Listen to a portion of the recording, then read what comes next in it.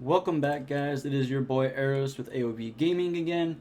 Alright, so the first half of this video, or first half of beginning tips and tricks for economics and trades, we went over the trading posts and the burger plots and what to put and what not to put that you can put for level 1, and the development points and how you can use that to help you in 2 different ways, or 3. Next aspect is that we're going to go ahead and focus on is I did say that farming doesn't become a vital aspect of trading, but you can go ahead, depending on the area that you have, if it's fertile or non-fertile, to go ahead and build a farm. So what we're going to go ahead and do now, because we have the extra body, is we're going to go ahead and build a couple different fields, and we're going to have them on rotation that not only help with our food aspect of it, but also import and export of food. I did go ahead in my last video, or in between my last video and this video, excuse me, I did go into trade and I did go into food, and I did open an export trade route. Now, I didn't actually pay for it, but again, if you're exporting only, you don't have to really necessarily pay for a trade route. It's only when you're necessarily sitting there trying to import and export on certain materials do you have to actually fully do that. Now, one aspect that I was telling you about in my first video was the military aspect. This is when it majorly comes into aspect of building and buying trade routes. This is where you get your armor, your sidearms, poles, bows, shields, all that stuff that you need for the military, and it gets expensive. So having this aspect of being able to build these guys up is going to be very vital in order to get that down later on the road. So enough chit chat. I'm going to come over here and I'm going to look at emmer. Emmer, if you guys don't know, is actually wheat. So I have a lot of fertility in this area for wheat. Now, I could easily put a stone cutter there and then, go around it, or I could just ignore it. So what I'm going to do is I'm actually going to start up here by our berries in that, because it's not going to affect it, but I could start out in this general area if I come into farming, and I can just go ahead and create a field right off of here.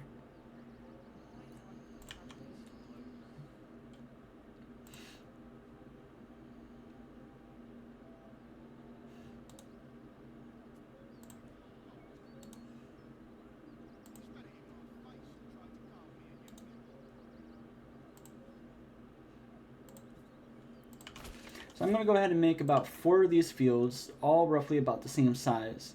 Now, something in my last set of videos for beginnings, tips, and tricks that I went over, but I didn't, guess, clarify, is that when you're doing the field crop rotation, is you want to have 1 field or 2 fields every year busy with producing some type of material. You don't want all the fields at once being on fallow, taking away the opportunity of producing more food. That way you kind of screw yourself over.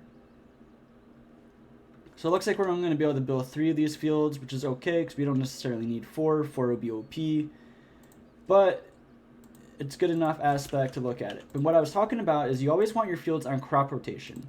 You want 1 field always producing wheat, then fallow, then whatever next. So like say barley, because barley is relatively good.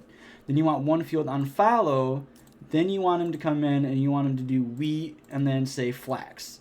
Now, flax isn't as high yielding, which is okay, but, it's one way or another to look at it. And then again, you're going to come in here, you're going to go crop rotation, wheat, and then fallow, and then barley. Now, I am going to come in here, I'm going to build my farmhouse right here. And the only reason I'm building my farmhouse here is because it still allows me to have aspects of building a field in the back, and I'm not going to intrude on the rest of my housing economics here. Now, housing economics is, again, a vital aspect for this trade economic aspect for the game, because you want regional wealth to come in here, and then you want to come down here, and you want to go, okay, cool, now I want to open up a chicken coop. And then you can use these for passive income for food. Now, again, it's not an expensive aspect to have right now, but we're already at 6 people moving in. We're already at 214 food and 161 fuel. I'm running out of things to, hands to do. So you can always bring in another person here, come down to woodcutter, there's already 2 people there, add another person in there. That still leaves me with 4 people. I have 2 people in my forger set, and I have 2 people in my hunting camp, which is perfectly okay. Obviously, when the farmhouse gets built, I'm probably going to put 1 or 2 people in there, but we just got more regional wealth. So I'm going to come down here, And okay, I have one chicken coop there. I have another chicken coop there. I'm gonna come here and I'm gonna build another chicken coop there. And then I'm gonna wait and build 4 chicken coops, just like I have 4 goat and 4 corn, or not corn, carrots. And I'm gonna come back to trade. I'm gonna come back to food, and I'm gonna go back down to eggs again. Eggs is 2 to 12 pieces of gold, depending on how much you want to keep. I'm gonna export it again. I'm gonna go and I'm gonna keep a minimum requirement of 10. Now I could open up a berry export and trade, but berries, you want to keep as many berries as possible because the berries and the meat are the major aspects of what is going to keep you alive. Now, my farmhouse is built, so I'm going to go ahead and put 2 people in the farmhouse. It's August. These fields should be able to get built and created, but now with that aspect in mind, you want to come in and you want to build the windmill, and then you're going to want to look at the wind effectiveness. Now you can't see me pointing at it because my camera is the way it's set up, but you can look at it underneath where it says windmill efficiency is 99%. You want that as to be as high as possible. That way it gives you a high efficiency rate. And the efficiency rate is very important, as much as you may not think it is, and vital as much as you may not think it is, due to the fact that this is going to be the efficiency rate of how quickly it produces flour. Flour is a vital aspect in this game because, again, you need it for the bakery, and the bakery is another one of those things that I was talking to you about that you can use for trade.